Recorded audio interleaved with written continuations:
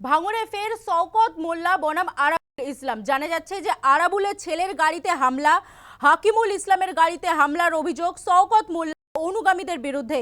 গাড়িকে লক্ষ্য করে ইট ছোড়ার অভিযোগ, তৃণমূল নেতা প্রদীপ মণ্ডলের ওপরেও হামলার অভিযোগ।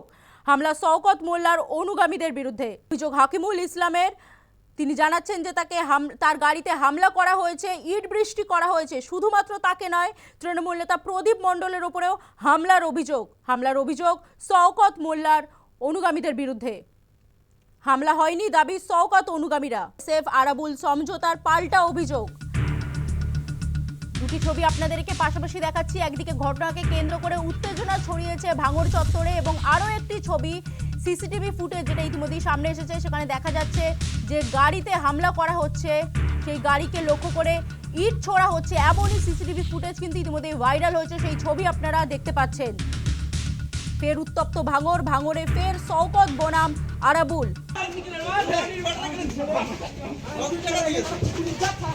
ঘটনাকে কেন্দ্র করে উত্তপ্ত হয়েছে ভাঙড় চত্বর। সেই সময়কার ছবি আপনাদেরকে দেখাচ্ছি, যেখানে দুই গোষ্ঠীর মধ্যে সংঘর্ষ বাধে, একে অপরের সঙ্গে বচসায় জড়িয়ে পড়ে। এবং আরও একটি ছবি সিসিটিভি ফুটেজ যেটি ইতিমধ্যেই ভাইরাল হয়েছে, সেখানেও কিন্তু দেখা যাচ্ছে যে হামলার মুহূর্তের ছবি। এই ঘটনায় হাকিমুল ইসলামের কি অভিযোগ শোনাবো। যেভাবে শওকত মোল্লার কথায়, শওকত মোল্লার নেতৃত্বে যে আক্রমণ, আমার গাড়ির ওপরে আক্রমণ, আমাদের উপরে আক্রমণ করার চেষ্টা হয়েছে, পুলিশ প্রশাসনকে জানানোর সাথে সাথে আমরা দলকেও এই ব্যাপারটা আমরা জানাবো। ভাঙড়ের তৃণমূল কংগ্রেস আজকে ঘোর বিপদে, একজন হারমাদের জন্য। ভাঙড়ের মানুষ মুখ খুলতে পারছে না, ভাঙড়ের মানুষ একজন হারমাদের জন্য মুখ খুলতে পারছে না। আজকে যেভাবে আমাদের ওপরে, আমাদের বিভিন্ন নেতৃত্বদের ওপরে আক্রমণ করা হচ্ছে, গত কয়েকদিন আগে আপনারা দেখেছেন কাইয়ার আহমেদের অফিস ভাঙচুর, কাইয়ার আহমেদের বাড়িতে গিয়ে হামলা। আজকে এটা আমি মনে করি ভাঙড়ের কালচার নয়, এই কালচার ক্যানিংয়ের কালচার। ক্যানিংয়ে যেভাবে সন্ত্রাস করেছে, ঠিক সেইভাবে ভাঙড়ে সন্ত্রাস করে ভাঙড়ের তৃণমূল কংগ্রেসের একটা শ্রেণীকে পুরোপুরিভাবে দল থেকে সরিয়ে দেওয়ার যে চেষ্টা করছে।